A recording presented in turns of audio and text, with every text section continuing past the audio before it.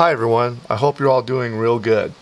In the last video we did the basic paint scheme of the F-18 and we ended up with the dark gray blotches on top of the wings and horizontal stabilizers being too dark and too glossy. This was because of the limited spray paint selection at Walmart. Ordinarily I would use my airbrush with highly thinned gray paint to get a very subtle difference in shade. But supposing I'm brand new to this and I don't have an airbrush, I have to use what's available. So I ended up sanding the blotches with 600 grit and 3000 grit, and I was able to get some improvement. But it's not where I want it to be. So I'm going to use a whitewash to try to get the blotches to be lighter and more subtle. So here I mixed up a batch of white acrylic, water-based acrylic, and I'm going to apply that to the horizontal stabilizers first and try to lighten up these blotches. So let's see how that goes.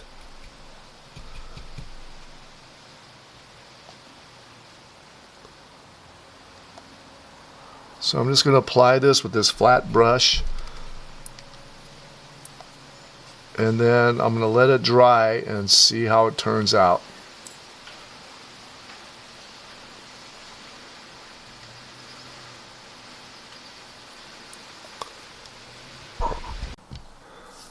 I applied one coat of the whitewash acrylic and it helped a bit. I'm going to double down and go with a thicker wash on it and see if it lightens up even further. A lot of techniques in model building involve trial and error, and sometimes you got to be willing to improvise and experiment to get the effect that you're looking for. So I'm going to try the thicker wash and see what it does.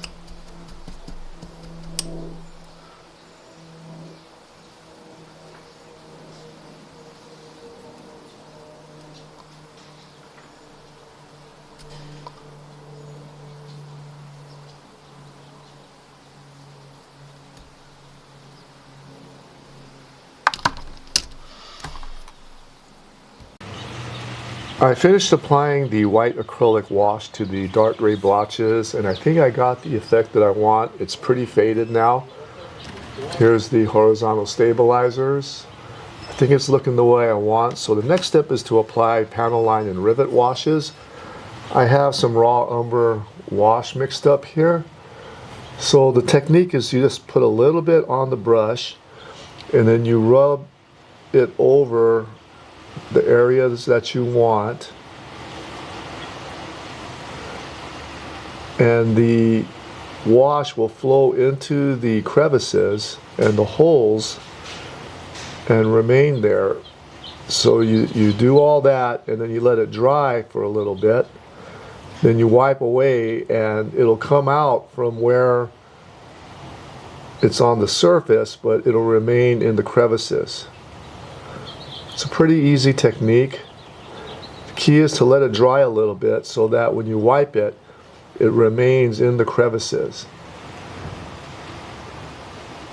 So there's the wash, it's applied. I missed the spot here.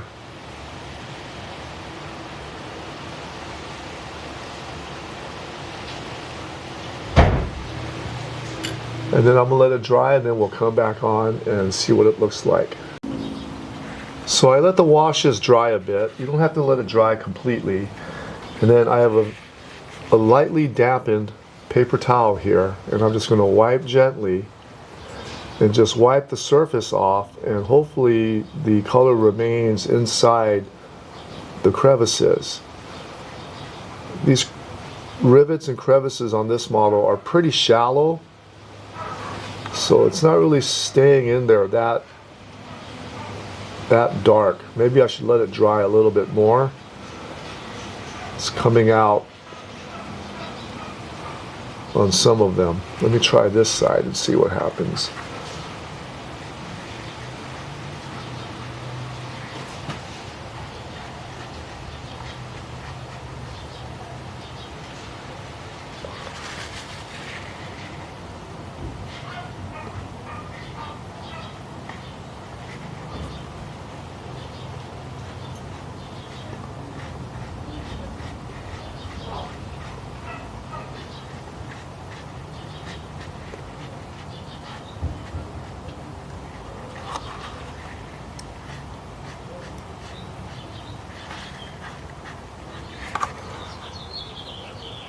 So you can see there's a little bit left in the rivets and the panel lines. I'm going to keep working on this, and we'll see how it comes out. So I think I have a problem here. You can see that the wash, in addition to being in the crevice, it's sticking to the adjacent areas of the panel line. And the reason is because I didn't apply the wax clear coat to the top of the spray paint. And the reason I didn't do that was because I feel that these panel lines and rivets are so shallow that if I put the clear coat on, it'll fill them up and I won't be able to get a good wash. However, having the wash stick to the paint next to the panel line is probably worse. So I'm going to apply a thin as possible coat of the clear coat, and we'll see if the washes can go into the crevices. For many years, the standard wax people use for model sealing is Future Floor Wax. But Future Floor Wax was discontinued, so I personally use this Quick Shine from Walmart. It seems to work just as well, so what I'm going to do is for just a test, I'm going to apply some just to the rear of the fuselage, and I'm going to let it dry, and then we'll see how it comes out. We'll see if the washes go in properly with this Quick Shine on top. So I'm just going to apply it with the brush like this.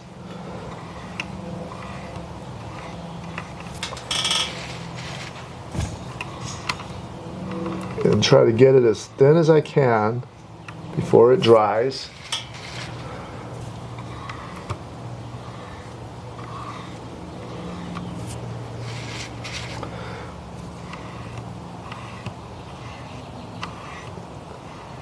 Now, when you read about this on model articles, they say to let it dry for 24 to 48 hours. I typically let it dry for 30 minutes. I think that on the instruction it says that if you do it on the floor, you can walk on it in an hour. So I figure if you can walk on it, you should be able to apply washes to it. So I'm going to come back in half an hour and we'll try a wash and see how it works.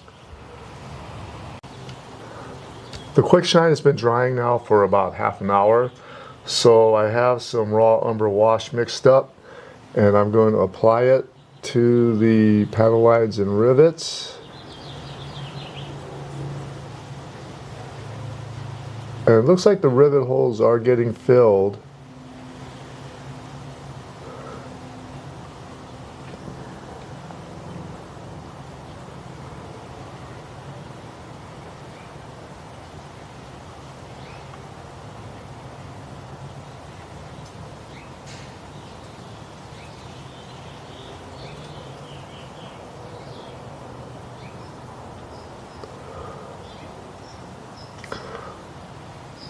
So there's what it looks like.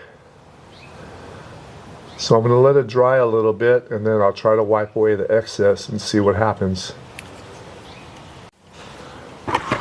The wash is pretty dry now, and I don't know if you can see, but it's in the rivet holes and panel lines pretty good. So hopefully when I wipe it with this damp towel, the wash comes off the surfaces but remains inside the rivets and panel lines.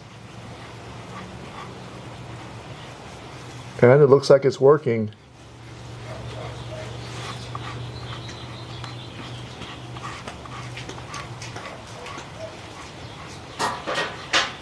Looks a lot better than the previous version.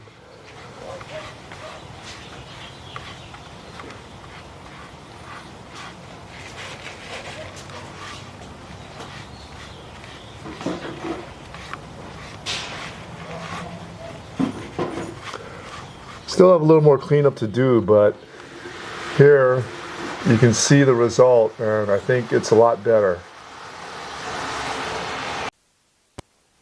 I applied the Quick Shine to the rest of the top surfaces, and I'm going to do the remaining panel lines and rivets on that. And then I'm going to do the same for the bottom portion of the fuselage. I found that over time, I gradually discover what works for me and what doesn't, and I incorporate that knowledge into a method or a playbook of how I build models. In a lot of ways, this build is different from what I've been doing before. So in some cases, I'm still developing my playbook for this. So you learn, you adapt, and you keep going. So I'm going to finish all the panel lines and then move on to the next stage. As we saw earlier, I had some problems with the spray can base coats, and the earlier washes weren't giving me the results I was looking for, but I stuck with it and I finally got the look that I wanted. I did all of this with water-based acrylic washes, and the first thing I needed to do was reduce the contrast of the dark gray blotches to the lighter gray surrounding areas. So instead of the thin white washes, I went with a gray wash with 3 drops of this light gray and 1 drop of this graphite. And I made a medium wash with it, and I applied it as evenly as I could over the entire tops of the wings and horizontal stabilizers. I let it dry for 5 minutes. Then I buffed it with an old pair of jeans, and I got it looking the way I want. Then I added a few drops of the gray and some water to thin it out some more, and I added that to the tops of the fuselage as evenly as I could, but instead of letting it dry, I wiped it away immediately. And I repeated that about 3 or 4 times, and what that did was it gave it a overall worn and dirty look and a gradual but subtle accumulation of the darker color in the rivets and panel lines, which I really liked the look of.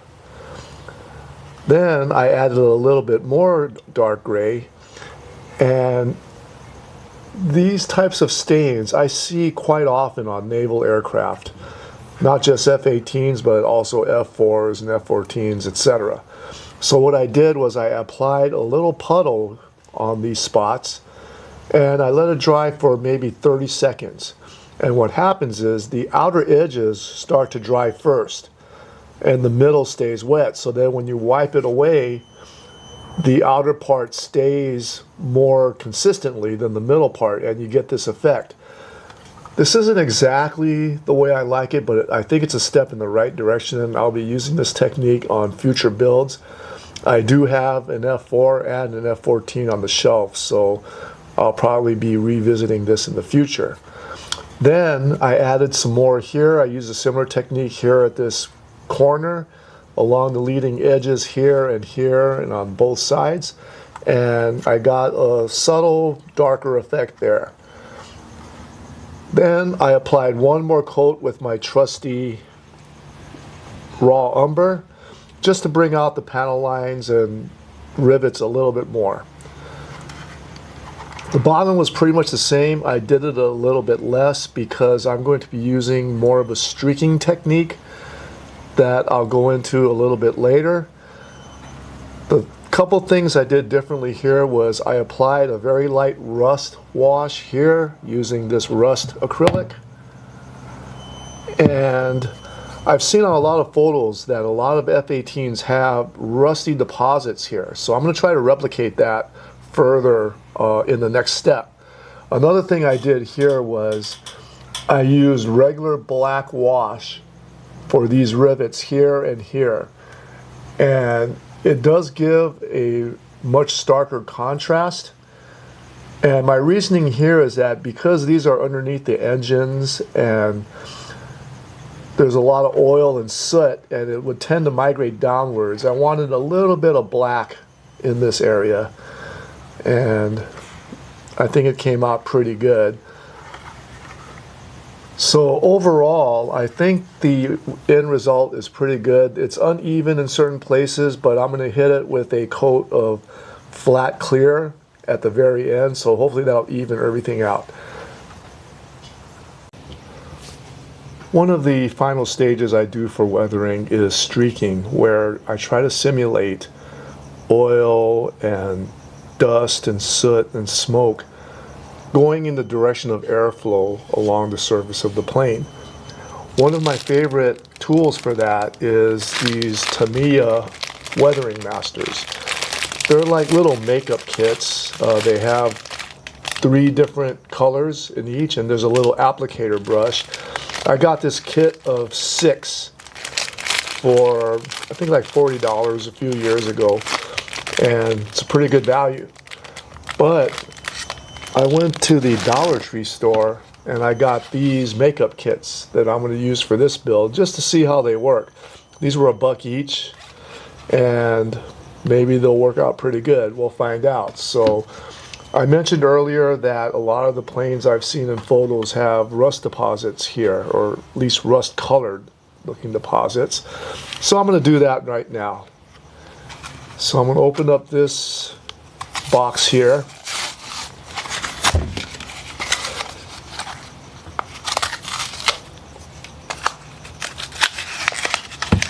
And it has a little applicator brush.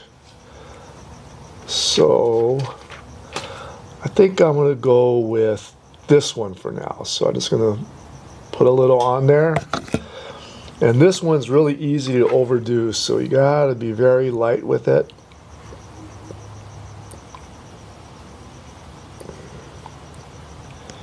And it's a little too pink for my taste. I'm not really liking it. But I'm going to apply a little bit anyways, just as a base.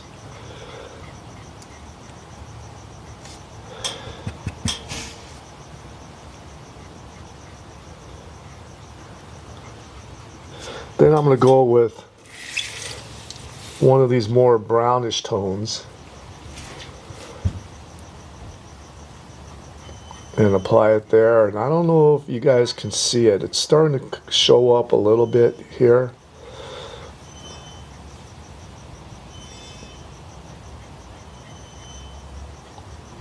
But pretty easy technique. I think the key is to be gradual with it because it's easy to overdo. And of course, if you overdo it, it's pretty easy to remove, and you can either remove it all and start over or just remove a little bit. But I think you can kind of see a little bit of the effect here. The tone is a little bit off. Doesn't look like a real rust, but it's close. I'm going to keep going with this off camera, and when it's done, we'll take a look. Here's what the rust deposits look like afterwards. I think I'm pretty happy with the way it turned out. I think I probably would have gotten better results with an airbrush or even with the Tamiya makeup, but this is still pretty good considering where it came from, so I'm pretty happy with that for this build. The goal here again is not for perfect results, just to get something that looks decent with little effort and money. So that's kind of the philosophy I'm pursuing here. So for the rest of the stains, I have this other selection here. It's blues and grays and stuff like that. So I'm just going to do a little streak along the horizontal stabilizer just to get an idea of what that looks like. So just a very little bit, and then just apply it like that. And that's going on too much, so I'm going to lighten it up there. But that's kind of the idea. Kind of see that there. Still too dark. I want it a little bit less. I could probably hit it with a wet fingertip or something, but that's the general idea. This one is also very easy to overdo. Got to be very careful. I'll probably just put maybe a couple more here like that and wipe it away. Just, I find myself usually overdoing this at some point, so I'm just going to go very easy. But that's the idea with this. And I'm going to do the rest of the plane and we'll move to the next step. I finished the streaking, and it's kind of hard to pick out depending on your angle and the lighting, but this is how I want it to be. I want it to be subtle. I don't want it to just stand out, and I did get the level that I want. So this is the end of the weathering. In the next episode, I'll be doing final assembly of the details, for instance, landing gear, missiles and bombs and decals, and that will be the end of this build. Until then, take care.